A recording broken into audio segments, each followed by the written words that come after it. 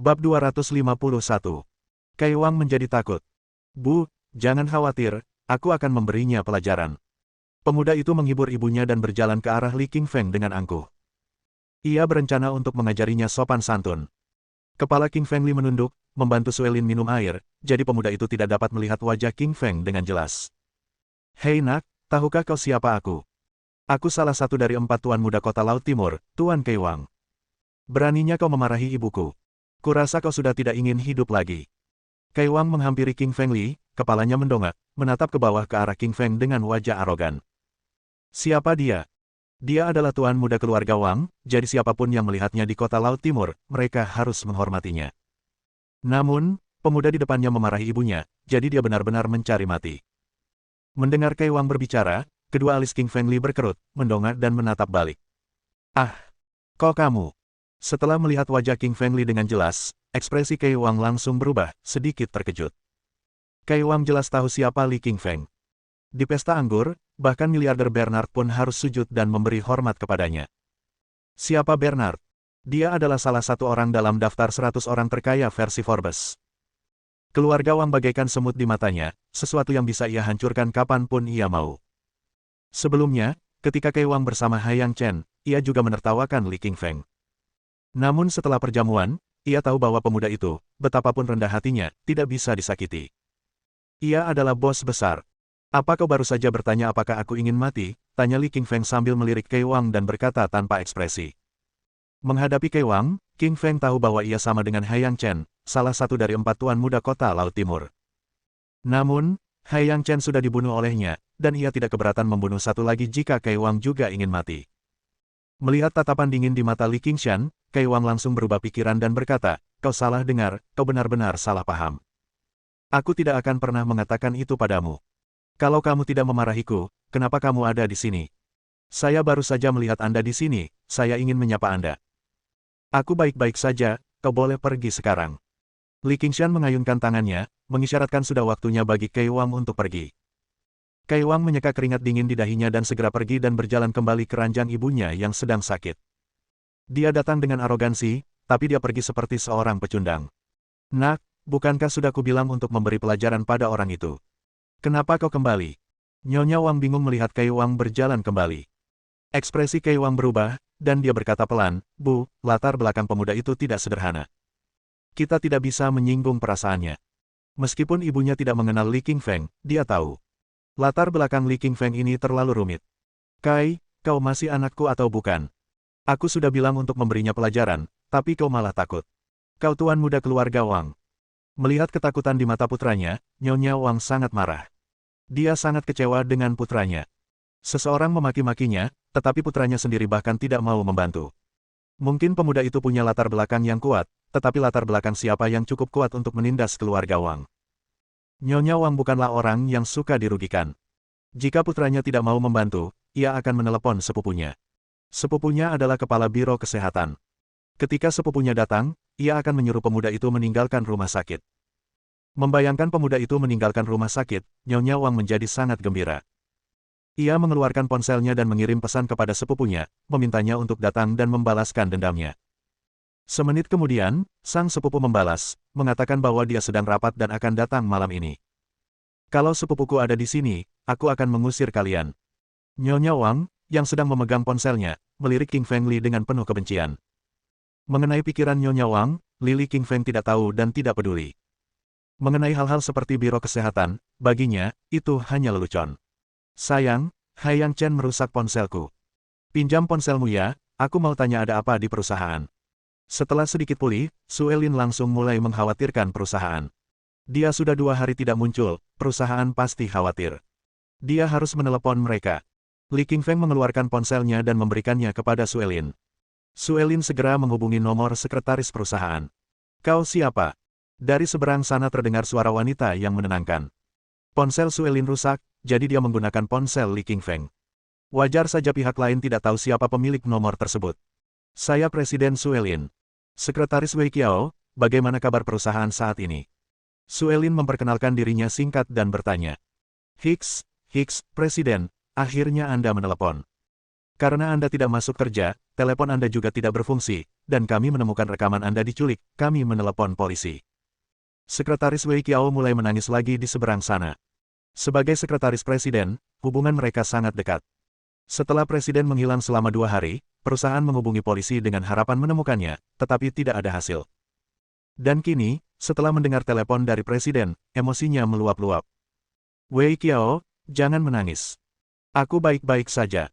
Saat ini aku sedang dirawat di rumah sakit umum pertama. Suelin tahu perasaan Wei Qiao terhadapnya, tersenyum dan menghiburnya. Presiden, Anda di kamar yang mana? Saya akan mengunjungi Anda, kata Wei Qiao bersemangat. Saya di kamar pasien ganda VIP nomor 3, kata Suelin. Di sisi lain, Wei Qiao sangat gembira, menutup telepon dan bersiap untuk mengunjungi presiden. Bam! Pintu ruangan terbuka, dan sekitar 8 orang masuk. Semuanya mengenakan pakaian mewah, kalung emas, dan jam tangan mahal. Hanya dengan satu pandangan, orang-orang bisa tahu bahwa mereka kaya. Mereka membawa bunga, buah-buahan, dan hadiah-hadiah mahal. Mereka berjalan cepat menuju Nyonya Wang. Nyonya Wang, saya dengar Anda datang ke rumah sakit. Saya datang ke sini khusus untuk menjenguk Anda. Saya bawakan bunga untukmu, Nyonya Wang, semoga kamu cepat sembuh. Hampir lupa, Nyonya Wang. Ini larutan ginseng barat yang saya bawakan untuk Anda, membantu menyehatkan tubuh. Semua orang menampakkan wajah yang ingin menyenangkan hati dan mereka mengucapkan segala macam berkat kepada Nyonya Wang. Nyonya Wang adalah salah satu dari 4 keluarga besar di kota Laut Timur, dengan status terhormat dan latar belakang yang kuat. Mereka semua bergantung pada keluarga Wang untuk bertahan hidup. Mendengar bahwa Nyonya Wang dikirim ke rumah sakit, mereka semua bergegas ke sini untuk menyenangkannya. Terima kasih semuanya sudah datang ke sini, anggap saja seperti di rumah sendiri.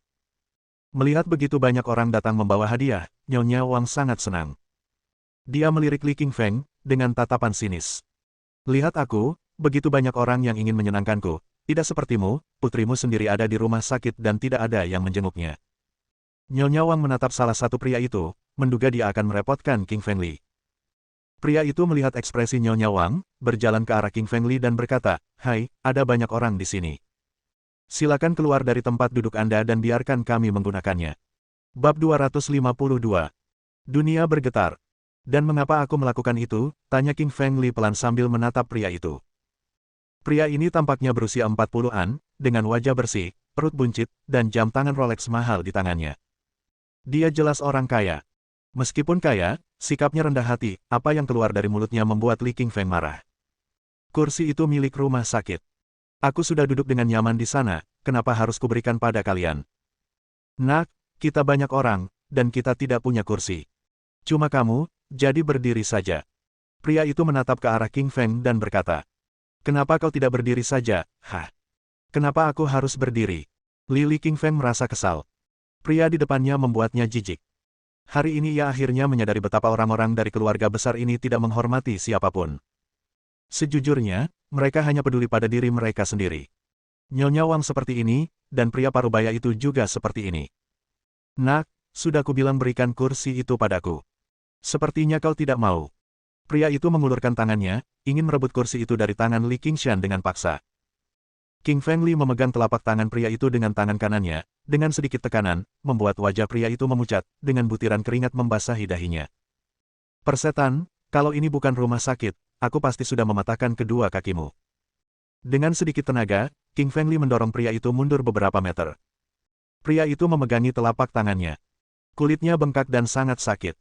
Ia menatap Li Qingfeng dengan penuh kebencian, lalu kembali ke sisi Nyonya Wang. "Ze Wang, apa yang terjadi? Apa kau kalah?" Nyonya Wang melihat pria itu kembali dan bertanya. Pria itu, Ze Wang, adalah manajer umum perusahaan Wang, dan juga bawahan Nyonya Wang yang paling setia. "Ya, Bu, kekuatan pemuda itu luar biasa. Dia mungkin pernah berlatih bela diri sebelumnya." Wajah Ze Wang pucat pasi, lalu ia berkata, niatnya untuk mengambil kursi itu dari King Feng Li adalah perintah dari Nyonya Wang, tetapi dia bahkan tidak menyangka bahwa dia akan kalah dalam pertempuran itu. "Ze Wang, jangan khawatir. Setelah keluar, carilah seseorang untuk merawatnya," kata Nyonya Wang kepada pria itu. "Jangan khawatir, Nyonya. Setelah dia keluar dari rumah sakit, aku akan mencari seseorang untuk memberinya pelajaran." Ze Wang kembali melirik King Feng Li dengan penuh kebencian, lalu berkata pelan. Pendengaran Lili sangat tajam, ia mendengar semua percakapan mereka. Namun, ia tak peduli, jika pria ini benar-benar berani mencari seseorang untuk mengganggunya, ia tak akan keberatan mematahkan kedua kakinya. Oh ya, Nyonya, ada satu pesan yang ingin kusampaikan. Kami baru saja mendengar bahwa keluarga Chen telah musnah. Kepala keluarga, putra, putri, dan semua pengawalnya telah tewas. Sekilas ketakutan melintas di mata Zewang, lalu ia berkata kepada Nyonya Wang. Zewang, keluarga Chen yang mana yang sedang kamu bicarakan? Nyonya, keluarga Chen yang memiliki kekuatan yang sama dengan kita, yang merupakan bagian dari 4 keluarga besar. Bagaimana mungkin? Keluarga Chen adalah salah satu dari 4 keluarga besar di kota Laut Timur, dengan kekuatan yang luar biasa. Bagaimana mungkin mereka bisa dibasmi? Wajah Nyonya Wang berubah, teror juga terpancar di matanya. Keluarga Chen, kepala 4 keluarga besar kota Laut Timur. Jika dibandingkan, kekuatan mereka bahkan sedikit lebih unggul daripada keluarga Wang, dengan aset lebih dari 1 miliar. Keluarga sebesar mereka pun hancur lebur. Membayangkannya saja sudah membuat mereka takut dan ragu. Zewang, seberapa andalkah beritamu? Tanya Nyonya Wang sambil mengerutkan kening, masih dipenuhi keraguan. Nyonya, berita itu benar sekali, keluarga Chen sudah pergi. Rupanya, semua itu dilakukan oleh seorang pemuda. Wajah Zewang masih pucat karena berita yang diterimanya beberapa saat yang lalu. Sebagai manajer umum perusahaan Wang, dia jelas tahu betapa kuatnya keluarga Chen. Tapi sekarang keluarga Chen sudah hancur, mau tak mau dia khawatir. Jika pemuda misterius itu bisa menghancurkan keluarga Chen, tentu saja dia juga bisa menghancurkan keluarga Wangnya. Bagaimana mungkin dia tidak takut? Nyonya, apa yang dikatakan saudara Wang semuanya benar. Saya baru saja mendengar dari orang lain bahwa keluarga Chen telah tiada. Menurut rumor, itu dilakukan oleh seorang pemuda misterius. Ya, Nyonya, bos saya tadinya mau datang mengunjungi Anda secara langsung, tapi mendengar berita itu, dia jadi berpikir untuk mencari tahu siapa pemuda itu. Oh ya, Nyonya. Sebelum kami datang, bos kami bilang, kalau identitas pemuda itu ketahuan, jangan menyinggung perasaannya. Dia setan. Semua orang yang baru datang semuanya berwajah pucat, menceritakan berita yang mereka dengar kepada Nyonya Wang. Semua orang ini adalah keturunan langsung keluarga Wang dan semuanya adalah orang-orang kaya kelas atas. Mereka semua sangat memperhatikan pergerakan keluarga-keluarga tersebut. Jadi, ketika keluarga Chen hancur, mereka mendengar beritanya tak lama kemudian. Pihak Nyonya Wang sedang membicarakan tentang pemusnahan keluarga Chen, dan semua orang terkejut dan ketakutan. Namun, tanpa mereka sadari, pemuda yang telah memusnahkan keluarga Chen itu duduk tak jauh dari mereka. Kalau saja Nyonya Wang tahu bahwa King Fengli adalah orang yang telah menghancurkan keluarga Chen, maka dia pasti akan marah besar karena baru saja menyinggung perasaannya. Mendengar mereka membicarakannya, King Fengli hanya tersenyum, dia tidak menyangka berita itu keluar secepat itu. Dan, orang-orang ini sudah menganggapnya sebagai iblis. Apakah Li King Feng seorang iblis? Jelas bukan. Dia jelas tentang cinta dan benci, dan jika bukan karena penculikan dan ancaman pemerkosaan Suelin oleh Hai Yang Chen, Li King Feng tidak akan membunuhnya. Dengan hancurnya keluarga Chen, semua keluarga besar lainnya segera menyebarkan berita itu ke seluruh anggota kelas atas kota Laut Timur. Semua orang terkejut, berusaha mencari tahu identitas pemuda misterius itu. Namun, hanya anggota lingkaran luar klan Naga Fang yang melihat Li King Feng di kediaman keluarga Chen. Kupu-kupu merah Yap sudah memberi perintah untuk menutup mulut mereka. Tidak seorang pun boleh membicarakan apa yang terjadi di keluarga Chen. Jadi, selain kupu-kupu merah Yip dan anggota lainnya, tidak ada yang tahu bahwa pemuda yang menghancurkan keluarga Chen adalah Li King Feng. Jika kematian keluarga Chen mengguncang kota Laut Timur, maka kematian 3 orang bangsawan akan mengguncang seluruh dunia. 7 benua di bumi, 200 negara, semuanya terguncang karena kematian 3 penguasa. Saat dunia mengalami trauma, dunia bawah mulai bangkit, dengan niat membunuh yang membara. Benua harimau, macan kumbang, dan tikus awalnya merupakan markas Raja Harimau, Raja Macan Kumbang, dan Raja Tikus. Namun, karena kematian mereka, wilayah-wilayah ini menjadi ladang yang subur, semua orang ingin menguasainya. Namun, tentu saja, Raja Harimau, Raja Macan Tutul, dan bawahan Raja Tikus tentu saja tidak senang atas kematian majikan mereka. Maka mereka pun memberikan hadiah kepada pemuda itu. Siapapun yang membunuh Raja Serigala akan mendapatkan $1 miliar AS. Dengan hadiah internasional sebesar 1 juta USD, angka-angka yang menggoda ini telah membuat banyak pembunuh bersemangat, bersiap menuju Huaxia untuk membunuh King Fengli. Dengan jatuhnya seorang penguasa, penguasa lain akan lahir. Yang terkuat di antara yang terkuat, tak hanya memperebutkan wilayah, tetapi juga memperebutkan gelar penguasa. Ketika dunia bawah berguncang, pertumpahan darah baru akan segera dimulai. Bab 253. Istriku Suelin. Selama King Fengli merawat Suelin, dia tidak tahu bahwa ada upaya pembunuhan yang sedang berlangsung di dunia bawah. Apakah kamu merasa lebih baik sekarang, sayang? Tanya King Fengli pada Suelin. Yah, aku merasa jauh lebih baik sekarang, tapi agak lapar. Suelin merasa malu dan menjawab dengan wajah memerah. Setelah 2 botol larutan nutrisi, wajah Suelin menjadi kemerahan. Ia tampak lebih segar sekarang, tetapi karena tidak makan apapun, ia menjadi lapar. Orang normal pasti akan kelaparan setelah 2 hari tidak makan. Li Qingfeng merasa kasihan dalam hati. Ia merasa bersalah sepenuhnya karena menyebabkan Suelin menderita kelaparan seperti ini. Sekarang waktunya makan siang, aku akan mengambilkan makanan untukmu. King Fengli menyentuh dahi Suelin dengan lembut, tersenyum, dan bersiap untuk membeli makanan untuk Suelin. Tepat pada saat itu, pintu didorong terbuka oleh seorang gadis cantik. Gadis itu lembut berambut hitam lurus. Kulitnya seputih salju, dan wajahnya semanis mawar yang sedang mekar. Namanya Wei Qiao. Dia sekretaris Suelin. Li Qingfeng pernah bertemu dengannya beberapa kali sebelumnya, tetapi Wei Qiao sudah menikah, jadi Li Qingfeng tidak pernah berbicara dengannya. Umumnya, King Fengli tidak akan menggoda wanita yang sudah menikah. Wei Qiao sedang memegang buket bunga. Rupanya, ia datang untuk mengunjungi Presiden Suelin. Tentu saja, ia tidak sendirian. Direktur penjualan Wan Qiuxia, Direktur Keuangan Yansu, Direktur Keamanan Hao Luo, dan manajer penjualan Xiao Yue Zhang mengikuti tepat di belakangnya. Mereka semua datang membawa hadiah, seperti susu, buah-buahan, dan ginseng, untuk mengunjungi Presiden Suelin. Presiden, apakah Anda merasa lebih baik? Di mana Anda menjadi presiden? Kami sangat khawatir dengan Anda. Kami telah mencarimu kemana-mana, tetapi tidak dapat menemukanmu. Orang-orang yang bekerja di perusahaan es salju datang ke bangsal Suelin, berbincang-bincang dan menyampaikan ucapan selamat, tampak sangat gembira bertemu Suelin lagi. Mereka semua adalah karyawan senior yang bekerja untuk Suelin.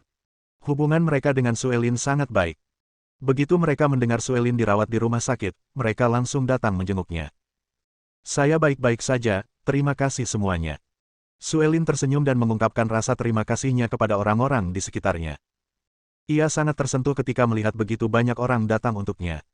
Ia pikir ia akan mati sebelumnya, tetapi akhirnya Li Qingfeng menyelamatkannya. Sungguh menyenangkan hidup, bisa bertemu semua teman-temannya. Qingfeng, kenapa kamu ada di sini? Xiao Yue Zhang akhirnya menemukan King Fengli berdiri di sampingnya. Mereka tidak menyadari keberadaan King Fengli di sini sementara mereka sedang memusatkan seluruh perhatian pada presiden mereka sampai Xiao Yue Zhang melihatnya. Dia istriku, tidakkah menurutmu wajar aku ada di sini? King Feng, siapa yang kau panggil istrimu? Suelin adalah istriku, jawab King Fengli sambil menunjuk Suelin. Orang-orang di samping ranjang rumah sakit terkejut, terutama Xiao Yue Zhang. Saking terkejutnya, mulutnya ternganga. Dia pikir lelucon ini sama sekali tidak lucu, dia tidak percaya pada Li Qingfeng. Siapa Suelin? Dia adalah presiden perusahaan es dan salju, dan gadis tercantik di kota Laut Timur. Bagaimana mungkin dia menerima Li Qingfeng sebagai suaminya? Bukan hanya Xiao Yue yang tidak percaya, Wan Qiu, Wei Qiao, dan Yan Su pun tidak percaya. Berbagai pendapat terpancar di wajah mereka untuk sementara waktu. Wei Qiao mengerutkan kening dan kilatan amarah melintas di matanya. Ia menegur Li Qingfeng, King Fengli, kau hanya seorang perwakilan penjualan di departemen penjualan. Tolong perhatikan kata-kata dan perbuatanmu, bagaimana mungkin presiden bisa menjadi istrimu? Wei Qiao sangat marah karena merasa perkataan Li Qingfeng menghina presidennya. Ia tahu bahwa presiden sudah lama melajang. Mustahil baginya untuk menikah begitu tiba-tiba. Suelin benar-benar istriku. Kalau kau tidak percaya, tanyakan saja padanya. King Feng menunjuk Suelin dan menyuruh Wei Qiao bertanya padanya. Mendengar kata-kata King Fengli, Wei Qiao bertanya pada Suelin, Presiden, apakah dia mengatakan yang sebenarnya? Ya, aku istri Li Qingshan. Suelin tersenyum lembut dan menjawab. Setelah penculikan ini, Suelin akhirnya menyadari bahwa ia ingin mempublikasikan hubungan antara dirinya dan Li Qingfeng.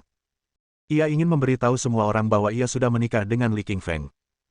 Kali ini, Suelin hampir dibunuh oleh orang-orang itu. Di saat-saat hidup dan mati, ia menyadari perasaannya terhadap Li Qingfeng. Ia menyukai Li Qingfeng, dan tidak malu menyembunyikannya. Akan lebih baik jika semua orang tahu tentang hal ini. Presiden, saya belum pernah mendengar apapun tentang upacara pernikahan. Wei Qiao masih tidak percaya dan matanya dipenuhi kebingungan. Biasanya jika orang menikah, mereka akan mengadakan upacara pernikahan, dan mengundang semua orang, termasuk anggota keluarga, saudara, teman, dan kolega untuk makan malam bersama. Kata-kata Wei Qiao membuat Suelin tersipu dan bahkan merasa sedikit malu. Awalnya dia tidak menyukai Li Qingfeng, jadi dia hanya mendapatkan surat nikah. Mereka tidak mengadakan upacara pernikahan sama sekali. Satu-satunya orang yang tahu bahwa Suelin sudah menikah adalah orang tuanya, dan paman-paman Li Qingfeng. Tak satu pun dari mereka tahu tentang hal ini, oleh karena itu, wajar saja jika Wei Qiao tidak mempercayainya.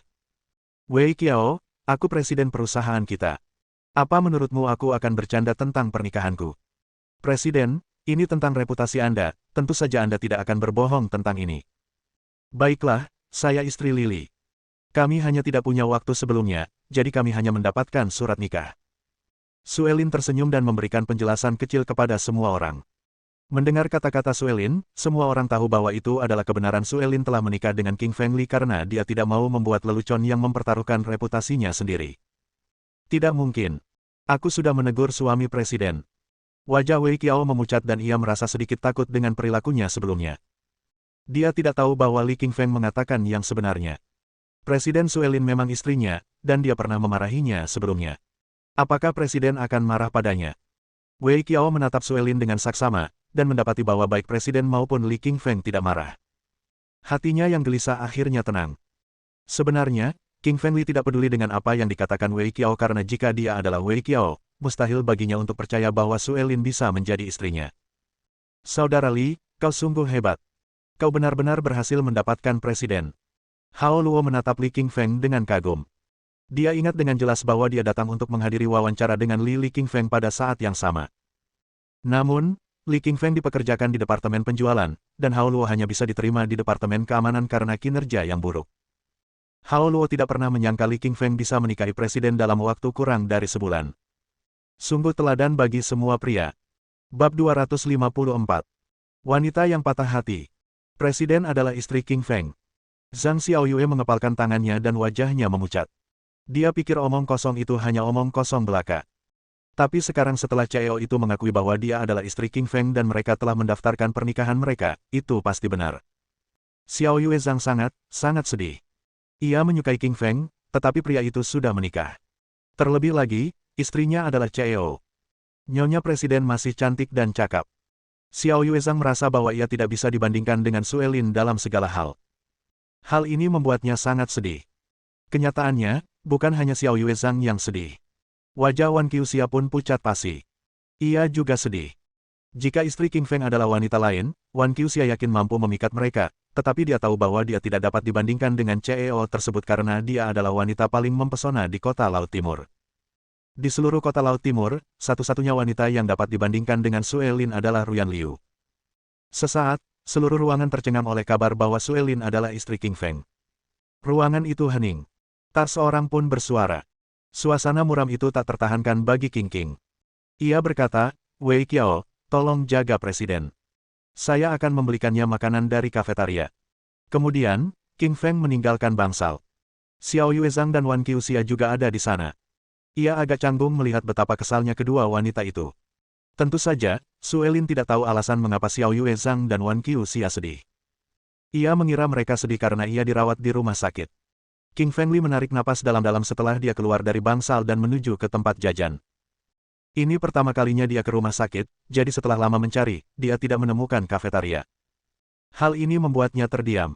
Pada saat ini, sebuah suara terkejut terdengar di belakangnya. King Feng, mengapa kamu ada di sini? Ketika mendengar suara familiar itu, ia menoleh. Ia melihat seorang wanita cantik berdiri di belakangnya.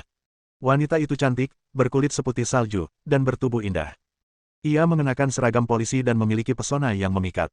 Wanita itu tak lain adalah kapten tim kepolisian, Meng Yaosu. Hei, King Feng. Kamu masih belum menjawab pertanyaanku. Kenapa kamu di rumah sakit? Tanya Meng Yaosu malu-malu. Wajahnya tampak gugup. Sejak dia membawa King Feng makan malam dan mengumumkan kepada ayahnya bahwa King Feng adalah pacarnya, dia mulai mempunyai perasaan terhadapnya. King Feng belum pernah melihat Meng Yaosu yang pemalu. Dia selalu sangat galak. Ini pertama kalinya dia melihatnya dengan ekspresi malu-malu. Keindahan unit polisi yang garang itu pemalu dan mudah tersinggung. Jika ada orang di kantor polisi yang tahu hal ini, rahang mereka pasti akan ternganga. Istri saya dirawat di rumah sakit jadi saya datang untuk membelikannya makanan, kata King Feng sambil menatap Meng Yaosu. Apa? Kamu punya istri? Meng Yaosu tertegun, matanya tak percaya. Seperti Xiaoyue Zhang, dia tidak mempercayai kata-kata King Feng. Bagaimana mungkin orang ini punya istri? Istriku adalah Suelin, kata King Feng sambil tersenyum. Dia selalu menggoda Meng Yaosu setiap kali melihatnya, tetapi sekarang dia tidak ingin melakukannya karena Suelin sedang dirawat di rumah sakit. Jangan bohong. Suelin itu CEO Ice Snow Corporation. Kok bisa dia jadi istrimu? Aku nggak percaya, kata Meng Yaosu sambil menggeleng. Dia nggak percaya sama kata-kata King Feng. Jika King Feng mengatakan istrinya adalah orang lain, Meng Yaosu pasti akan mempercayainya. Namun, pria itu berani mengatakan istrinya adalah Suelin. Itu jelas-jelas membual. Meng Yaosu pernah melihat Suelin sebelumnya. Dia bukan hanya cantik, tetapi juga CEO Ice Snow Corporation. Hanya dalam dongeng, CEO sebuah perusahaan akan menikahi seorang tenaga penjualan. Tidak apa-apa kalau kau tidak percaya padaku, kata King Feng sambil menggelengkan kepala. Ia tahu tidak banyak yang akan mempercayai kata-katanya. Meng Yaosu mungkin akan percaya jika Suelin mengakuinya, namun hal itu tidak perlu dilakukan. Oh ya? Apakah kamu tahu di mana kafetaria rumah sakit? Tanya King Feng pada Meng Yaosu. Pujaseranya ada di lantai dasar lantai 1. Aku bisa mengantarmu ke sana, kata Meng Yaosu sambil tersenyum sambil menuntun King Feng menuju Pujasera.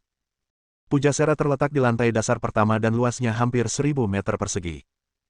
Terdapat 3 area, bagian manajer, bagian dokter, dan bagian pasien.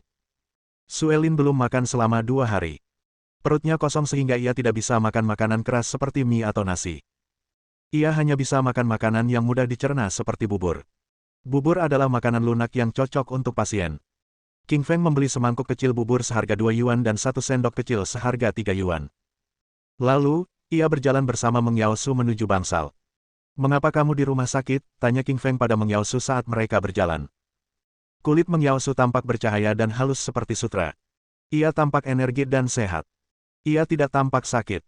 Saya di sini untuk menjenguk kakek Tang. Beliau sakit parah dan sedang dirawat di rumah sakit, kata Meng Yaosu kepada King Feng sambil tersenyum tipis. Oh, kata King Feng. Namun, ia tidak mengatakan apa-apa. Ia tidak mengenal kakek Tang, jadi ia tidak tahu harus berkata apa. Oh ya, King Feng. Kamu sangat ahli dalam pengobatan. Bagaimana kalau kamu lihat kakek Tang, kata Meng Yaosu ketika tiba-tiba teringat bahwa King Feng juga ahli dalam pengobatan. Dia tahu bahwa King Feng sangat ahli dalam pengobatan. King Feng pernah menyembuhkan penyakit infertilitas adik iparnya di hotel terakhir kali. Penyakit apa yang dideritanya? Tanya King Feng sambil mengerutkan kening. Saya tidak terlalu yakin. Semua dokter di rumah sakit mengatakan penyakitnya tidak bisa disembuhkan dan dia hanya bisa bertahan dengan vitamin. Bagaimana kalau begini? Setelah aku membantu Suelin menghabiskan makan malamnya, aku akan pergi melihat-lihat bersamamu, kata King Feng sambil tersenyum. Keduanya tiba di bangsal nomor 3. King Feng mendorong pintu hingga terbuka, diikuti oleh Meng Yaosu. Ketika melihat Suelin di tempat tidur, Meng Yaosu tertegun sejenak. Ia tidak menyangka Suelin akan dirawat di rumah sakit. Sayang, sini aku suapi. King Feng berjalan ke sisi Suelin dan menyuapinya bubur. Sayang, buburnya terlalu panas. Suelin menyesap dan merasakannya terlalu panas. Tidak apa-apa.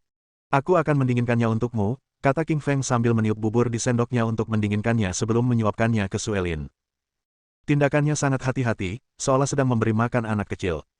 Hal itu membuat para perempuan lain di ruangan itu iri. Bab 255.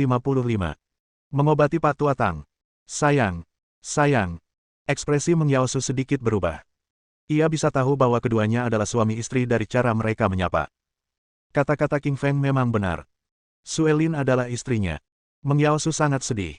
Seperti Xiao Yuezhang, ia juga sangat sedih. Entah kenapa, hatinya terasa sakit ketika melihat King Feng menyuapi Suelin dengan lembut. Alangkah hebatnya jika aku menjadi Suelin.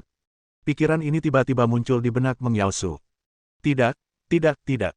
Meng Yaosu, kamu kan ketua tim kepolisian. Kok bisa punya pikiran seperti ini? Dia buru-buru menepis pikirannya. Setelah memberi makan Suelin, dia berkata, istirahatlah yang cukup. Aku ada urusan. Aku akan segera kembali. Baiklah, segera kembali, kata Suelin sambil tersenyum menawan. King Feng dan Meng Yaosu keluar dari bangsal. King Feng, Tuan Tang ada di bangsal VIP nomor 1. Saya akan mengantarmu ke sana, kata Meng Yaosu sambil tersenyum. Bangsal VIP nomor 1. King Feng tertegun sejenak. Yan Ran mengatakan bahwa bangsal VIP ditempati oleh seorang petugas. Ternyata orang itu adalah Tuan Tang. Tuan Tang bisa tinggal di bangsal VIP nomor 1, jadi dia pasti bukan orang biasa. Setelah beberapa saat, keduanya tiba di bangsal VIP nomor 1. Di luar bangsal, berdiri seorang pria parubaya. Pria itu memiliki alis tebal dan mata besar. Ia memiliki postur tubuh yang baik dan pelipis yang tinggi. Jelas terlihat bahwa ia seorang pejuang yang tangguh. Pria parubaya itu bernama Jinsu. Ia adalah pensiunan prajurit pasukan khusus dan pengawal di sini. Tugasnya adalah melindungi pasien di dalam ruangan. Tentu saja, ia tidak bisa membiarkan orang sembarangan masuk ke bangsal. Meng Yao, siapa pria ini? Tanya pria parubaya itu sambil menghentikan King Feng. Paman Jinsu, dia datang untuk merawat kakek Tang. Tolong izinkan dia masuk, kata Meng Yao kepada pria parubaya itu. Jinsu mengerutkan kening dan kilatan skeptisisme muncul di matanya saat dia mendengar kata-kata Meng Yao. Meng Yao, Tuan Tang sangat memanjakanmu. Bagaimana mungkin kau mencari orang sembarangan untuk merawatnya? Suara Jinsu dipenuhi rasa tidak senang. Ia merasa tindakan Meng Yao terlalu gegabah. Pria di depan tampak berusia 20-an. Dia tidak terlihat lebih dari 30 tahun. Bagaimana mungkin orang seperti dia memiliki keterampilan medis? Dalam masyarakat modern, semua dokter berpengalaman berusia 50-an atau 60-an. Beberapa bahkan berusia 70-an atau 80-an. Seorang pemuda seperti King Feng hanya bisa menjadi penolong bagi para dokter ini. Lagi pula, Tuan Tang adalah orang penting dengan latar belakang yang kuat. Bagaimana jika terjadi sesuatu saat King Feng merawatnya? Paman Jinsu, percayalah padaku. King Feng sangat ahli dalam pengobatan. Mungkin dia bisa menyembuhkan kakek Tang. Meng Yao sedikit cemas ketika melihat Jinsu tidak mempercayai kata-katanya. Meng Yao memiliki pemahaman mendalam tentang keterampilan medis King Feng. Kakak iparnya telah mendatangi banyak dokter untuk mengobati infertilitasnya, tetapi mereka tidak dapat berbuat apa-apa. Namun, King Feng berhasil menyembuhkannya. Ini membuktikan bahwa King Feng lebih terampil daripada para dokter terkenal itu. Meng Yao, bukannya aku tidak percaya padamu. Masalah ini terlalu penting. Aku tidak bisa mengambil keputusan, kata Jinsu. Ia masih belum sepenuhnya percaya pada King Feng. Paman Jinsu, tenang saja. King Feng sangat ahli dalam pengobatan. Dia pasti bisa menyembuhkan kakek Tang, kata Meng Yao sambil tersenyum sambil menuntun King Feng ke bangsal. Saat itu, sudah banyak orang di dalam bangsal. Seorang pemuda berambut pendek mengerutkan kening karena kesal ketika melihat Meng Yao membawa orang asing ke dalam bangsal. Meng Yao, kakekku sakit. Kenapa kau membawa orang asing ke sini? Tanya pemuda itu dengan nada kesal. Pemuda itu bernama Chuan Tang, cucu Tuan Tang. Ia kuliah di luar negeri, tetapi bergegas kembali ketika mendengar kakeknya sakit. Chuan Tang, ini dokter yang kubawa untuk merawat kakek Tang, kata Meng Yao sambil menunjuk ke arah King Feng. Meng Yao, apa kau gila? Bagaimana kau bisa menemukan pemuda seperti itu untuk mengobati kakek? Dia pasti penipu. Chuan Tang menatap King Feng dengan tatapan jijik. Chuan, jaga ucapanmu. Dia bukan penipu. Dia dokter saleh yang kuundang. Meng Yao menjadi kesal ketika mendengar Chuan menyebut King Feng penipu. Dia telah membawa King Feng untuk merawat kakek Tang, tetapi Chuan Tang berani menyebut King Feng penipu. Ini merupakan penghinaan baginya. Meng Yao, Chuan kecil benar. Dokter-dokter yang terampil semuanya berusia 40-an dan 50-an. Pemuda ini baru berusia 20-an. Keterampilan medis apa yang dimilikinya? Seorang pria parubaya tiba-tiba berkata. Pria parubaya itu bernama Jiang Wotang, putra Tuan Tang dan ayah Chuan Tang. Tentu saja, Jiang Wotang juga merupakan wali kota Laut Timur. Paman Tang, Anda wali kota dan Anda berpengetahuan luas. Bagaimana mungkin Anda tidak mempercayai saya juga, kata Meng Yao sambil menggelengkan kepalanya dengan sedih. Ia merasa niat baiknya disalahartikan oleh semua orang. Ia pun sangat kesal. Yao kecil, karena orang-orang ini tidak percaya padaku. Tidak apa-apa. Ayo kita pergi, kata King Feng sambil tersenyum tipis sambil berjalan pergi. Dia telah berjanji untuk merawat Tuan Tang karena Meng Yao. Karena orang lain tidak mempercayainya, tidak ada alasan baginya untuk tinggal di sini. King Feng, kumohon.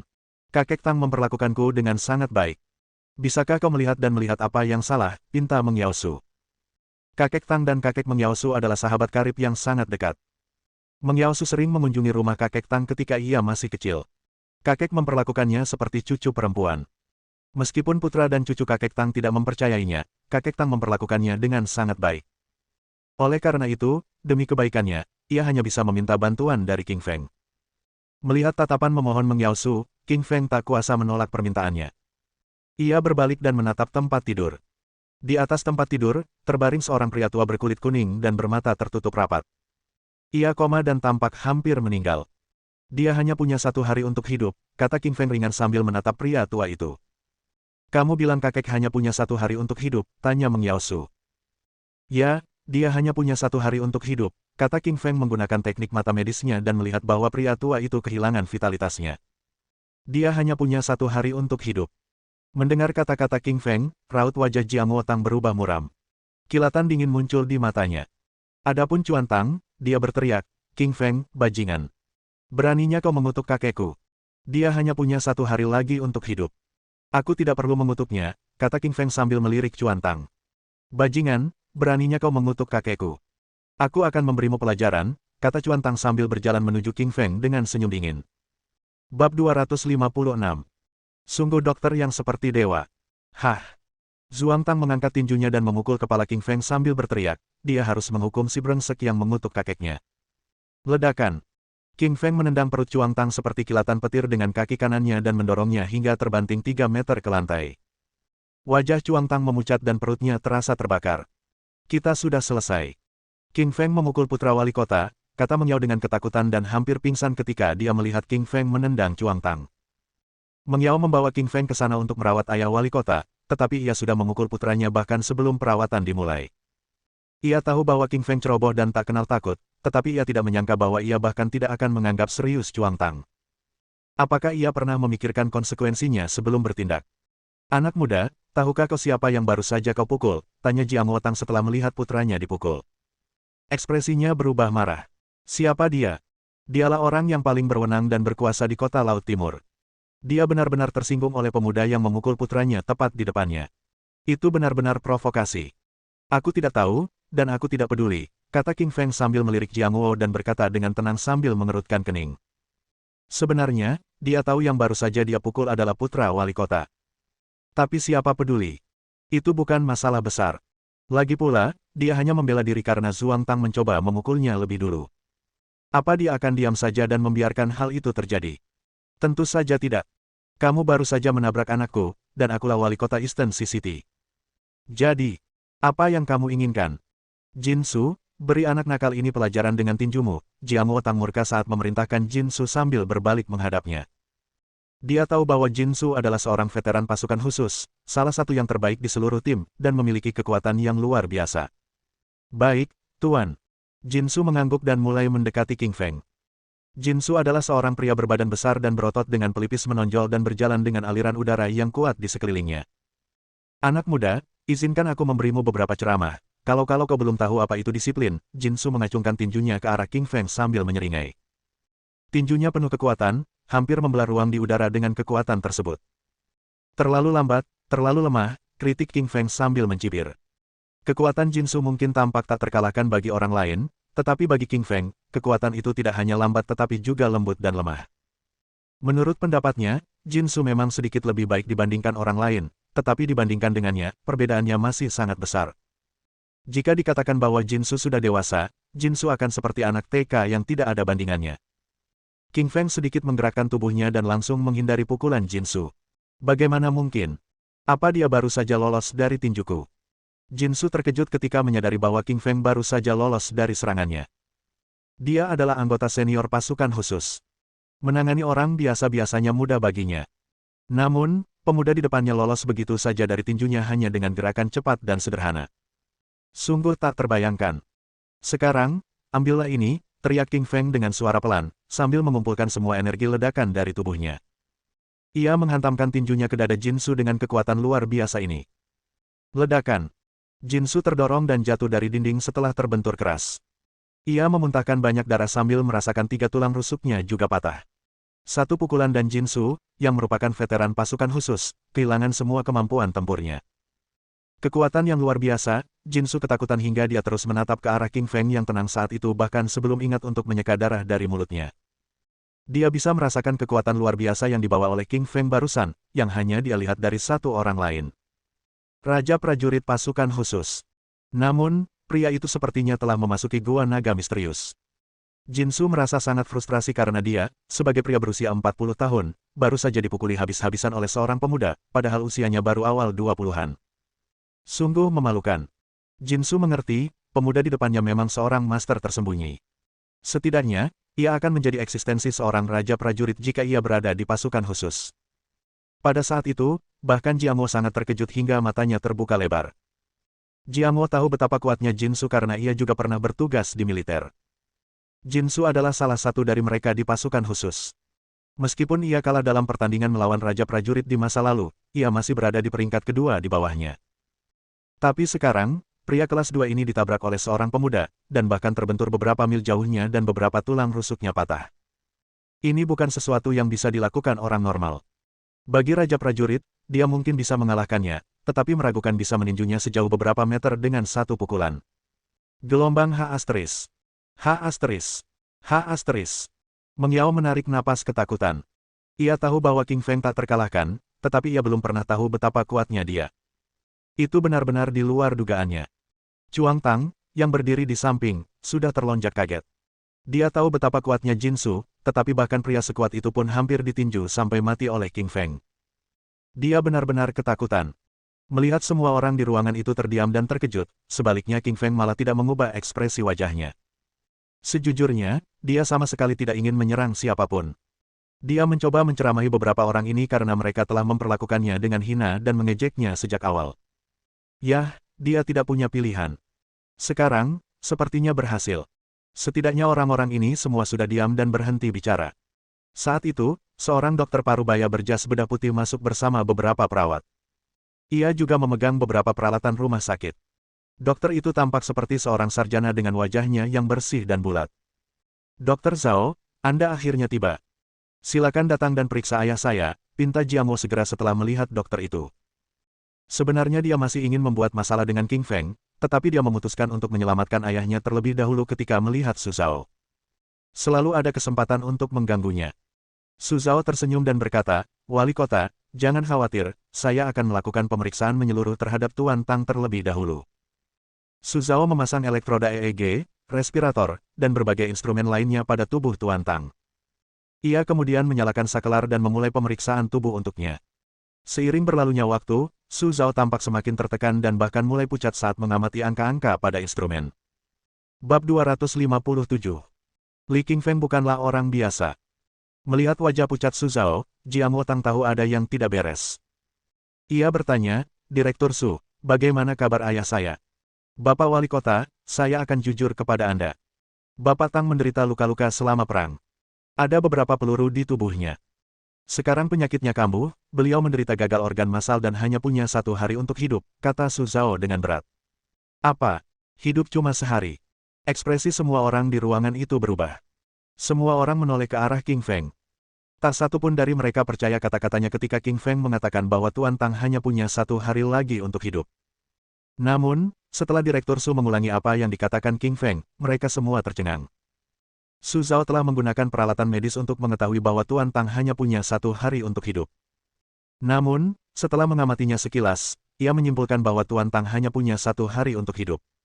Ini adalah dokter yang saleh. Dokter masa kini mengandalkan instrumen medis seperti CT scan dan sinar X untuk mengetahui secara spesifik penyakit pasien. Misalnya, mereka mengandalkan instrumen untuk mendiagnosis patah tulang, tumor, dan abses. Tetapi mereka belum pernah bertemu seseorang seperti King Feng yang dapat mendiagnosis seseorang hanya dengan sekali pandang. Melihat ekspresi semua orang, King Feng tersenyum tipis. Ia berkata, kenapa kalian semua menatapku? Tidak ada apa-apa di wajahku. Mereka mengaguminya karena mereka tidak mengenalnya dengan baik. Pada zaman dahulu, para dokter zaman dahulu tidak memiliki alat untuk membantu mereka mendiagnosis pasien. Mereka mengandalkan mata kedokteran mereka untuk menentukan penyakit pasien. King Feng adalah seorang dokter pengobatan timur yang sangat terampil sehingga ia dapat mendiagnosis penyakit Tuan Tang hanya dengan sekali pandang. Ekspresi Jiang Wo berubah ketika mendengar kata-kata King Feng. Ia merasa sedikit canggung. Ia ingin mengundang pemuda di depannya untuk mentraktir ayahnya, tetapi ia merasa canggung. Dia baru saja menyebut King Feng, penipu, dan meminta Jinsu untuk memberinya pelajaran. Dia tidak punya nyali untuk membelanya. Orang-orang seperti dia yang memegang posisi tinggi di masyarakat sangat peduli dengan reputasi mereka. Yao kecil, aku harus menjaga istriku. Aku akan pergi, kata King Feng ringan sambil tersenyum kepada Meng Yaosu. King Feng berbalik dan pergi. Orang-orang ini mengejeknya dan bahkan ingin memberinya pelajaran. Dia tidak ingin tinggal di sini lebih lama lagi. Untungnya, King Feng kuat dalam bertarung. Orang biasa pasti akan dipukuli habis-habisan. Tunggu sebentar, King Feng Li, kata Jiang Tang cepat. Ia tidak bisa membiarkan King Feng pergi. Jika ia pergi, apa yang akan terjadi pada ayahnya? Tidak ada dokter yang bisa mendiagnosis ayahnya hanya dengan sekali pandang. Bahkan Su Zhao, direktur rumah sakit, pun tidak bisa mendiagnosis penyakit ayahnya hanya dengan sekali pandang. Namun, King Feng mampu melakukannya. Ini membuktikan bahwa King Feng bukanlah orang biasa. Terlebih lagi, Jiang Tang akan segera naik pangkat. Ayahnya adalah seorang jenderal yang ulung. Para petinggi sangat menghormati Tuan Tang dan ingin mempromosikan Jiang Tang karena ayahnya. Jika Tuan Tang meninggal, orang-orang ini tidak akan mempromosikan Jiang Tang. Dia tidak akan bisa naik jabatan. Dia bahkan bisa dijatuhkan oleh seseorang. Karena itu, Jiang Tang tidak bisa membiarkan Tuan Tang mati. Lagi pula, Tuan Tang adalah ayahnya dan mereka sangat dekat. Ia harus menyelamatkan Tuan Tang. Apakah kamu butuh sesuatu? Tanya King Feng ringan saat dia berhenti ketika mendengar kata-kata Jiang Tang. Dia tidak memiliki kesan yang baik terhadap Jiang Tang. Dia tidak peduli apakah dia tokoh penting atau bukan. Dia hanya tidak menyukainya. Bisakah kau menyelamatkan ayahku? Tanya Jiang Tang dengan canggung. Tadinya ia bilang akan memberi pelajaran pada pemuda ini. Tapi sekarang, ia malah memintanya untuk menyelamatkan ayahnya. Mengapa aku harus menyelamatkannya? Tanya King Feng sambil mengerutkan kening. Ekspresi Jiang Tang berubah ketika mendengar kata-kata King Feng. Ia takut bahwa ia sudah gila. Sepertinya ia memang gila, ia tidak punya rencana untuk menyelamatkan ayahnya. Apa yang harus kulakukan agar kau bisa menyelamatkan ayahku? Tanya Jiang Tang sambil menggertakkan giginya. Sederhana saja. Mintalah maaf padaku, kata King Feng sambil tersenyum tipis sambil menyebutkan permintaannya. Minta maaf. Kamu mau aku minta maaf? Tuan Tang langsung marah. Ia merasa bahwa King Feng terlalu sombong dan tidak tahu kemampuannya sendiri. Siapakah dia yang berani menuntut permintaan maaf dari ayah? King Feng, kau pikir kau siapa? Beraninya kau menuntut ayahku untuk meminta maaf? Tanya Tuan Tang dengan geram sambil mengepalkan tinjunya. Ia ingin menghajar King Feng, tetapi ia hanya bisa menahannya ketika mengingat betapa kuatnya kekuatan tempurnya. Tidak apa-apa kalau kau menolak minta maaf. Hidup atau mati ayahmu tidak memengaruhiku. Aku akan pergi, kata King Feng dingin sambil berjalan keluar. Sejujurnya, King Feng menghormati Tuan Tang.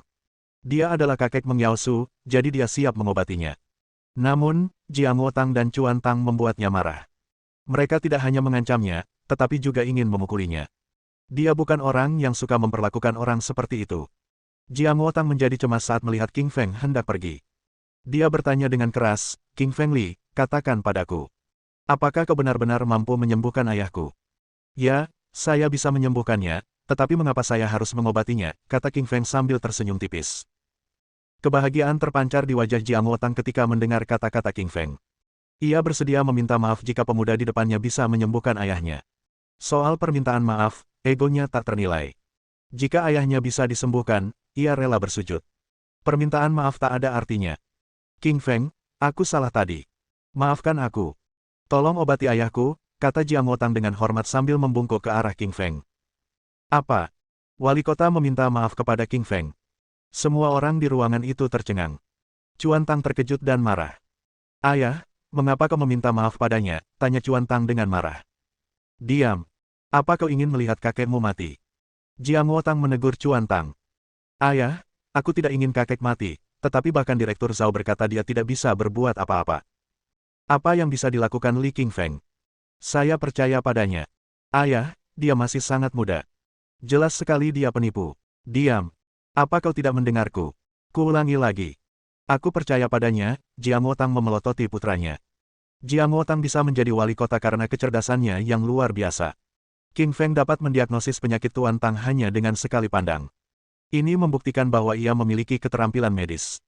Lebih lanjut, ia dapat menendang Jin Su, seorang prajurit operasi khusus, hanya dengan satu tendangan. Ini menunjukkan bahwa ia terampil dalam pertempuran. Jiang Tang yakin dengan penilaiannya. Pemuda di depan itu bukan orang biasa. Mungkin dia benar-benar bisa menyembuhkan Tuan Tang. Bab 258. 9 Jarum Kehidupan Darah. King Feng, beritahu aku jika kau butuh sesuatu, kata Jiang Tang kepada King Feng sambil tersenyum ringan. King Feng melambaikan tangannya dan berkata, aku tidak butuh apapun. Petik 2. Teman, aku akan memberimu pelajaran jika kau tidak bisa menyembuhkan kakekku, Tuan Tang mengancam King Feng. Ia tak tahan melihat ekspresi arogan di wajah King Feng. Kalau kau bicara lagi, aku tidak akan mengobati kakekmu. Kalau kakekmu meninggal, itu salahmu, kata King Feng kepada Chuan Tang sambil menatapnya. Kau menang. Chuan Tang sangat marah namun tidak berani mengucapkan sepatah kata pun. Dia takut King Feng tidak mau merawat kakeknya. Jika kakeknya meninggal, semua orang akan menyalahkannya. King Feng, bisakah kau memulai perawatannya sekarang? Jiang Wotang bertanya kepada King Feng dengan gugup. Ia tentu saja gugup karena ini menyangkut nyawa ayahnya.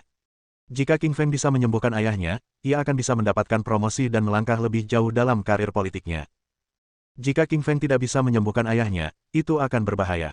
Ia telah menaruh semua harapannya pada King Feng.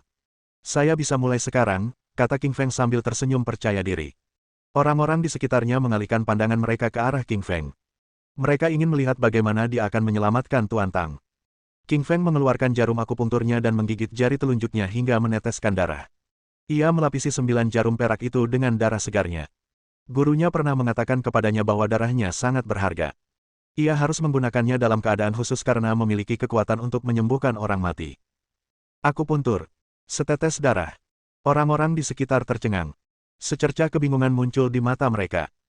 Mereka berpikir, apa kau pikir kau dewa dan setetes darahmu bisa menyelamatkan orang mati?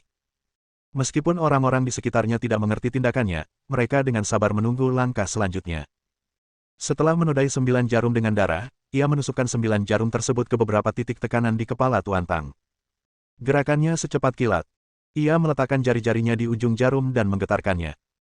Ini disebut 9 jarum kehidupan darah, di mana seseorang menggunakan jarum perak berlapis darah manusia untuk menusuk titik-titik akupuntur pada titik-titik tekanan penting dalam tubuh manusia. Teknik ini bahkan lebih kuat daripada 9 jarum kehidupan surgawi dan menguras banyak energi seseorang. Proses ini berlangsung selama 5 menit. Wajah King Feng memucat dan lapisan tipis keringat muncul di wajahnya. Ia telah menggunakan darah esensinya, yang sangat berharga. Jangan sentuh jarumnya. Setelah 30 menit, Tuan Tang akan sembuh, kata King Feng sambil mendesah sambil melihat jarum di titik-titik tekanan Tuan Tang. Ia lalu menyeka keringat di dahinya. Semua usaha ini terbayar lunas. Apa? Tuan Tang akan sembuh setelah ditusuk 9 jarum. Orang-orang di sekitar terkejut dan kecewa. Mereka semua menunggu untuk menyaksikan keterampilan medis ajaib milik King Feng. Namun, yang mereka lihat hanyalah akupuntur. Ini sungguh keterlaluan. Oh ya, kamu bahkan meneteskan setetes darah ke jarum suntik. Kamu pikir kamu siapa? Persetan denganmu. Bagaimana kakekku bisa sembuh hanya dengan akupuntur dan setetes darahmu? Pembohong, kata Chuan Tang dengan marah dan raut wajah muram. Dia sudah curiga bahwa King Feng penipu. Sekarang dia yakin bahwa orang ini penipu. Bagaimana mungkin kakeknya diselamatkan hanya dengan akupuntur dan setetes darah? Banting.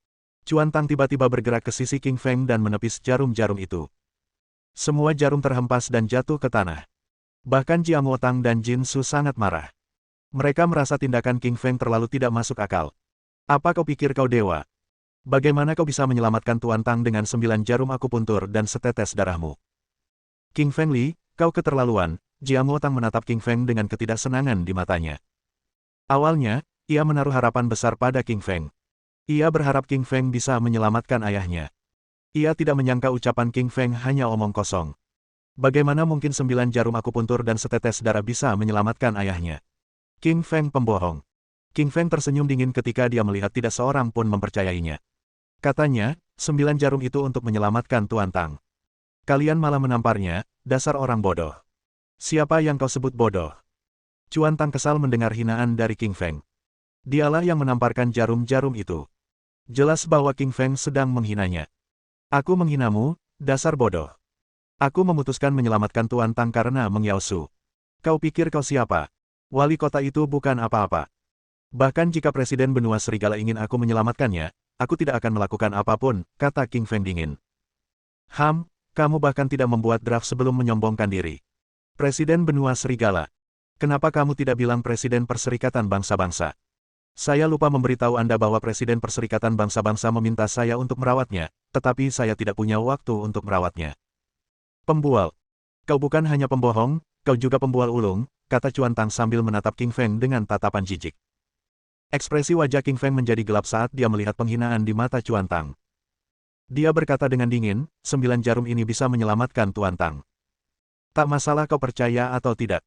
Tapi ingat ini, jika kau ingin aku menyelamatkan Tuan Tang lagi, kau harus memohon padaku sambil berlutut. Setelah berbicara, King Feng mengambil 9 jarum di tanah dan pergi. Ia membersihkan debu dari 9 jarum itu dan memasukkannya ke dalam sakunya. Ada amarah di hatinya. King Feng, tunggu sebentar, teriak Meng Yaosu di belakangnya. Dia meminta King Feng untuk merawat Tuan Tang hari ini. Dia merasa tidak enak karena King Feng telah dihina dan dihina. Meng Yaosu, aku memberitahumu ini karena kau adalah temanku. Tanpa 9 jarum ini, Tuan Tang hanya bisa mati, kata King Feng melirik Meng Yaosu dan berjalan keluar dari bangsal nomor 1. Ekspresi Meng Yaosu berubah saat ia melihat kepergian sosok King Feng. Ia tahu bahwa King Feng sedang marah. Ia tidak hanya marah pada Chuan Tang dan yang lainnya, tetapi juga pada Meng Yaosu.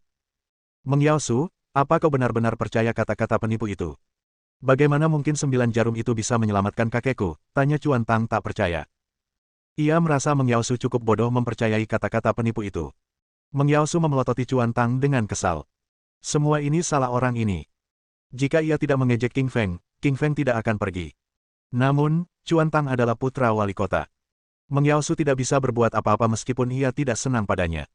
Oh tidak, penyakit Tuan Tang semakin parah, kata Su Zhao dengan keras. Peralatan medis di tubuh Tuan Tang terus-menerus bergetar, dan wajahnya membiru. Napasnya pun melemah. Direktur Zhao, ada apa dengan ayah saya? Tanya Jiang Tang dengan gugup. Pak Wali Kota, organ-organ Pak Tang sedang rusak. Saya khawatir beliau akan segera meninggal. Anda mengatakan ayah saya akan segera meninggal. Ya, kata Su Zhao berat. Mendengar kata-kata Su Zhao, wajah Jiang Tang memucat. Ia merasa pusing dan hampir jatuh ke tanah. Tuan Tang hampir meninggal. Karir politiknya pun tamat. Bab 259. Mengusir Suelin keluar dari bangsal. Penerjemah. Noodletown Translated Editor. Noodletown Translated. Oh, kondisi Tuan Tang tampaknya sedikit membaik, kata Direktur Su dengan gembira. Kenyataannya, mereka tidak tahu bahwa semua ini berkat akupuntur yang dilakukan oleh Tuan Tang. Darah yang tertancap pada jarum akupuntur sampai ke titik-titik tekanan Tuan Tang dan mengalir melalui pembuluh darah ke seluruh tubuhnya. Darah itu tampaknya memiliki energi ajaib dan memperbaiki organ-organnya yang memburuk saat tiba di tubuhnya. Tuan Tang merasa sedang bermimpi. Ia terbaring di padang pasir dan kondisi organ-organnya semakin memburuk. Ia merasa akan segera mati. Namun, pada saat itu, seseorang melakukan akupuntur padanya dan memberinya sesendok obat ajaib. Obat ajaib itu semanis tetesan embun. Maka, ia pun membuka matanya. Meng Yaosu berkata dengan terkejut, Wali Kota, Tuan Tang telah bangun. Ekspresi Jiang Tang berubah dan ia segera melihat ke arah tempat tidur. Seperti dugaannya, Tuan Tang sudah bangun. Raut wajahnya tampak jauh lebih baik. Apakah masih ada obat ajaib lagi? Tanya Tuan Tang. Obat ajaib. Su Mengyao tertegun sejenak dan bertanya dengan bingung. Kakek Tang, apa yang sedang kamu bicarakan? Seseorang baru saja melakukan akupuntur pada saya dan ada obat ajaib di jarum peraknya. Saya ingin minum lebih banyak obat ajaib itu, jadi saya bangun, kata Tuan Tang. Tapi obat ajaib itu sudah hilang. Alangkah senangnya jika masih ada lagi, pikir Tuan Tang dalam hati. Akupuntur, jarum, obat ajaib. Tuan Tang mengacu pada King Feng. Baru saja, dia melakukan akupuntur pada Tuan Tang dan bahkan meneteskan setetes darahnya ke jarum akupuntur. Tuan Tang salah mengira darah itu sebagai obat ajaib. Ekspresi Jiang Tang dan Chuan Tang menjadi canggung ketika mendengar kata-kata Tuan Tang. Mereka telah menuduh King Feng pembohong dan bahkan mengusirnya. Sudah terlambat bagi mereka untuk menyesalinya sekarang. Direktur Su, tolong jaga ayahku, kata Jiang Tang kepada Su Zhao dengan wajah gembira. Su Zhao mengangguk dan memasang alat EKG, CT, dan pernapasan pada tubuh Tuan Tang dan mulai melakukan pemeriksaan seluruh tubuh. Sesaat kemudian, Su Zhao berkata dengan kaget dan terkejut, ini keajaiban, ini keajaiban. Organ-organ Tuan Tang yang melemah telah sedikit pulih. Direktur Su, Anda mengatakan ayah saya telah sembuh. Tidak, Tuan Tang belum sembuh. Organ-organnya hanya sedikit membaik. Direktur Su, apa maksudmu? Bisakah kau menjelaskannya kepadaku? Pak Wali Kota, sepertinya 9 jarum akupuntur yang mengandung darah itu efektif. Darah memang memperbaiki sebagian organ Tuan Tang, tetapi jumlah jarum akupuntur dan darahnya terlalu sedikit. Tuan Tang hanya punya waktu 10 hari untuk hidup, jelas Su Zhao. 10 hari. Tuan Tang sekarang tinggal 10 hari lagi. Wajah Jiang Tang memucat. Ia mengira Tuan Tang sudah pulih, tetapi ternyata pemulihannya hanya sedikit. Ia hanya punya sisa 10 hari untuk hidup. Tapi, Su Zhao bilang Tuan Tang hanya punya 10 hari untuk hidup karena durasi akupunturnya terlalu pendek. Jika King Feng bisa melakukan akupuntur lagi selama 30 menit, mungkin Tuan Tang bisa hidup beberapa bulan, atau bahkan setahun lagi. Memikirkan hal itu, ekspresi Jiang Tang berubah. Ia bertanya, Direktur Su, bagaimana jika ayah saya menjalani akupuntur selama 30 menit? Pak Wali Kota, kalau boleh saya jujur, kalau Pak Tang menjalani akupuntur selama 30 menit, beliau mungkin punya harapan hidup setidaknya 1 tahun. Sayangnya, beliau hanya menjalani akupuntur beberapa menit saja. Beginilah hidup. Benar, apa yang dikatakan King Feng memang benar. 9 jarum akupuntur perak berlumuran darah itu benar-benar bisa menyelamatkan nyawa Tuan Tang. Mereka semua salah mengira bahwa mereka adalah seorang pemimpin di masa depan. Tamparan. Jiang Tang berjalan di depan Tuan Tang dan menamparkan wajahnya. Dia dengan marah berkata, anak pengkhianat. Ini semua salahmu. Kalau kamu tidak menyingkirkan jarum suntik itu, kakekmu pasti sudah sembuh. Tuan Tang juga mendengar kata-kata Su Zhao. Karena itu, ketika ia ditampar, ia tidak marah. Sebaliknya, ia sangat menyesal. Hiks, kakek. Maafkan aku telah menyakitimu. Tuan Tang bersandar di tubuh Tuan Tang dan mulai terisak. Kakeknya membesarkannya sejak kecil hingga lulus SMA. Ia hanya meninggalkan kakeknya ketika kakeknya pindah ke luar negeri untuk kuliah. Ia sangat dekat dengan kakeknya. Hatinya sangat sakit ketika menyadari bahwa kakeknya hanya punya 10 hari lagi untuk hidup, semua itu karena kesalahannya. Ini semua salahku. Kalau saja aku tidak menghina King Feng dan bilang dia penipu, dia pasti tidak akan pergi. Ini semua salahku, pikir Tuan Tang dengan penuh penyesalan. Tuan kecil, apa yang terjadi? Bagaimana kau bisa menyakitiku? Tanya Tuan Tang bingung sambil menepuk kepala Tuan Tang. Dia baru saja bangun dan tidak tahu apa yang terjadi. Dia tidak bertemu dengan King Feng, jadi dia sangat bingung mengapa Tuan Tang menangis terseduh-seduh. Tuan Tang hanya bisa terisak, dia tidak bisa berbicara. Ayah, Meng Yaosu membawa seorang pemuda bernama King Feng Li untuk merawatmu. Tapi, kami menyebutnya penipu. Jiang Tang tersenyum getir sambil menceritakan kejadian itu secara singkat. Tuan Tang menjadi marah setelah mendengarkan narasi Jiang Tang. Ia menegur, Jiang Wo, kau bodoh. Kenapa kau tidak berpikir jernih dan berpikir kenapa dia bisa bilang aku hanya punya waktu sehari untuk hidup hanya dengan sekali pandang? Dia jelas dokter yang baik. Bagaimana bisa kau menyebutnya penipu? Ayah, kita sudah mengusirnya. Apa yang harus kita lakukan? Wajah Jiang Tang memerah dan dia menundukkan kepalanya karena malu. Dia tahu ayahnya benar.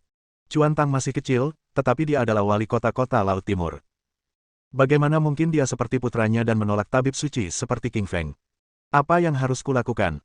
Apa lagi yang bisa kita lakukan? Karena dia menolak merawatku, aku hanya bisa menunggu ajalku, gerutu Tuan Tang. Ia sangat kesal dengan putranya. Kakek, aku tidak akan membiarkanmu mati. Aku akan pergi dan memohon pada King Feng untuk menyembuhkanmu, kata Tuan Tang sambil menyeka air matanya dan berjalan keluar dari bangsal.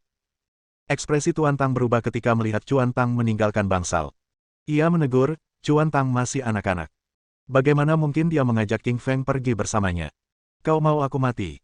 Jiang Tang buru-buru berkata, aku akan segera pergi. Tapi aku tidak tahu di mana Li King Feng. Pak Wali Kota, saya tahu di mana King Feng. Dia di bangsal tanda pagar 3. Saya akan ikut, kata Meng Yaosu sambil tersenyum tipis. Ia berjalan bersama Jiang Tang keluar dari bangsal. Saat ini, King Feng telah tiba di bangsal tanda pagar 3. Tepat setelah dia tiba di bangsal tanda pagar 3, dia mulai mendengar pertengkaran di dalam bangsal tersebut. Usir Suelin keluar dari bangsal, kata seorang wanita dengan suara melengking yang mendominasi. Apa yang kalian lakukan? Ini rumah sakit. Apa hak kalian mengusir Ceolin? Tanya Xiao Yue sang keras. Wajahnya pucat pasi. Kelompok orang ini terlalu jahat.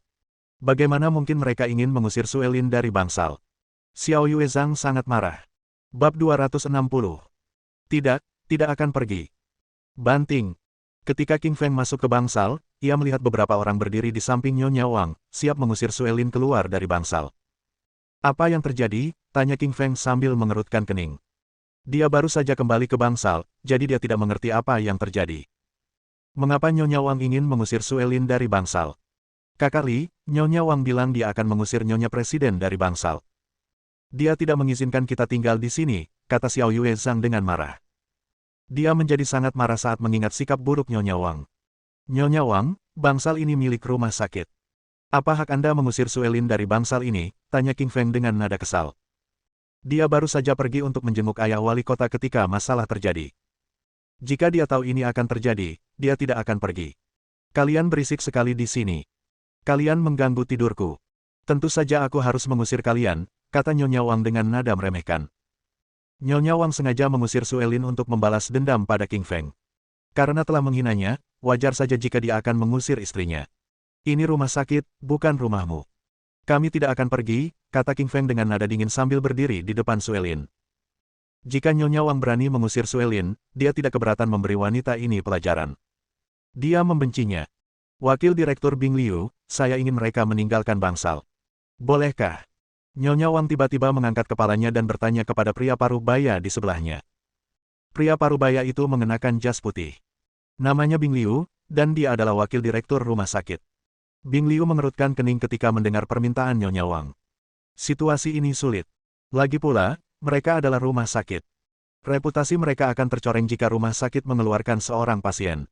Pria parubaya lainnya mulai berbicara ketika dia melihat ekspresi Bing Liu yang gelisah. Dia berkata, Bing Liu, kamu wakil direktur rumah sakit. Apa kamu tidak punya hak untuk melakukan hal sekecil itu? Apa kamu tidak ingin menjadi wakil direktur lagi? Pria parubaya itu jauh lebih gemuk daripada Bing Liu. Ia juga botak. Namun, ia memiliki aura yang mendominasi dan tampak seperti orang yang tidak biasa. Ia berani mengancam Bing Liu dengan akan menyingkirkannya dari jabatannya. Sejujurnya, pria gemuk itu tidak sederhana. Namanya Jin Buwang. Dia adalah Direktur Biro Kesehatan Kota Laut Timur. Dia datang hari ini untuk mengunjungi Nyonya Wang. Tentu saja, dia juga datang untuk membalas dendam Nyonya Wang. Ada yang berani menghinanya. Direktur Wang. Saya akan mendengarkan Anda dan mengusir Suelin dari bangsal, kata Bing Liu cepat ketika melihat Direktur Wang kesal. Pria di depan adalah Direktur Biro Kesehatan. Ia mengawasi semua rumah sakit dan klinik di Kota Laut Timur. Bing Liu tak mampu membuatnya marah. Suelin, hanya Nyonya Wang yang boleh tinggal di bangsal ini. Silakan pergi, kata Bing Liu dengan angkuh kepada Suelin. Ekspresi Suelin sedikit berubah. Ia pernah mendengar bahwa rumah sakit itu adalah tempat gelap dengan banyak kejadian bawah tanah yang kotor. Suelin adalah CEO dari sebuah perusahaan bernilai jutaan dolar tetapi dia hampir dikeluarkan dari rumah sakit. Tentu saja, di mata Nyonya Wang dan Direktur Biro Kesehatan, Suelin dan King Feng adalah orang-orang tidak berguna yang bisa mereka bully. Masyarakatnya sangat kejam. Kelas atas bahkan lebih kejam lagi, ikan besar memangsa ikan kecil. Tidak ada keadilan. Tidak ada keadilan absolut dalam masyarakat, yang ada hanyalah keadilan relatif. Mereka yang memiliki uang dan kekuasaan diperlakukan berbeda dari orang biasa. Sayang, kita harus pergi, kata Suelin kepada King Feng. Meskipun Suelin tidak senang dengan tindakan Nyonya Wang memiliki Direktur Biro Kesehatan dan Wakil Direktur Rumah Sakit di pihaknya. Mereka tidak bisa berbuat apa-apa jika wakil direktur rumah sakit meminta mereka meninggalkan bangsal. Pergi. Kenapa kita harus meninggalkan bangsal, balas King Feng dengan cemberut. Bing Liu, wakil direktur rumah sakit, sudah meminta kami pergi. Kenapa kami masih di sini? Bing Liu, kenapa aku harus mendengarkannya? Dia wakil direktur bangsal ini. Dia berhak mengusir kami dari bangsal ini. Aku tinggal di bangsal. Apa yang bisa dia lakukan padaku? Tanya King Feng ringan sambil menyentuh dahi Suelin. Apa hubunganmu dengan Suelin? Kenapa kau masih belum pergi? Tanya Bing Liu dingin. Saya suaminya. Nama saya King Feng Li. Begini, istri saya tinggal di bangsal ini. Kalau kau berani mengusirnya, jangan salahkan aku atas apa yang akan terjadi padamu selanjutnya, kata King Feng ringan sambil melirik Bing Liu. Ada niat membunuh di matanya. Bing Liu tak kuasa menahan diri untuk menggigil ketakutan. Namun, ia menjadi berani ketika mengingat Direktur Biro Kesehatan berada tepat di sampingnya. Dia berkata dengan marah, King Feng Li, jika kamu tidak pergi bersama Suelin, aku akan memanggil keamanan. Aku tidak akan pergi meskipun ada petugas keamanan di sini. Kalau ada yang harus pergi, seharusnya Nyonya Wang. Senyum dingin muncul di wajah King, dan kilatan dingin muncul di matanya. Kau pikir kau siapa? Beraninya kau mengusir Nyonya Wang. Aku akan memanggil petugas keamanan untuk memberimu pelajaran sekarang. Bing Liu tersenyum dingin dan memanggil petugas keamanan. Tak lama kemudian, belasan pria berseragam keamanan muncul di bangsal tanda pagar 3. Pemimpinnya adalah seorang pria jangkung berotot yang tampak penuh kekuatan. Ia adalah ketua tim keamanan rumah sakit. Wakil direktur, Anda mencari saya, tanya pria jangkung itu kepada Bing Liu. Ia hanya mengenal Bing Liu di sini. Namun, ia tahu bahwa sebagai ketua tim keamanan rumah sakit, ia hanya perlu mendengarkan perintah wakil direktur dan direktur. Lebih lanjut, ia loyal kepada wakil direktur karena ia dipromosikan olehnya. Aku ingin kau mengusir mereka dari bangsal, kata Bing Liu kepada pria jangkung itu sambil menunjuk ke arah King Feng dan Suelin. Pria jangkung itu mengangguk dan berjalan menuju King Feng. Ia siap mengusir mereka. Teman, mau pergi sendiri atau aku yang memaksamu pergi? Tanya pria jangkung itu setelah berjalan di depan King Feng. Sambil berbicara dia mengulurkan tangannya dan bersiap menyentuh tempat tidur Suelin. Kilatan dingin muncul di mata King Feng saat dia melihat pria jangkung itu ingin menyentuh tempat tidur Suelin. Peng! Dengan keras, King Feng menendang perut pria jangkung itu hingga terpental. Pria jangkung itu memuntahkan darah segar dan wajahnya menjadi pucat pasi. Mohon dukungan dari omom ante-ante sekalian, buat subscribe atau sharekan novel Mimin ke Facebook kalian, agar channel Mimin bisa terus berkembang. Dengan begitu, Mimin bisa lebih semangat untuk up novel seru lain ke depannya. Buat teman-teman yang sudah subscribe dan sharekan novel Mimin, Mimin ucapkan terima kasih sebanyak-banyaknya.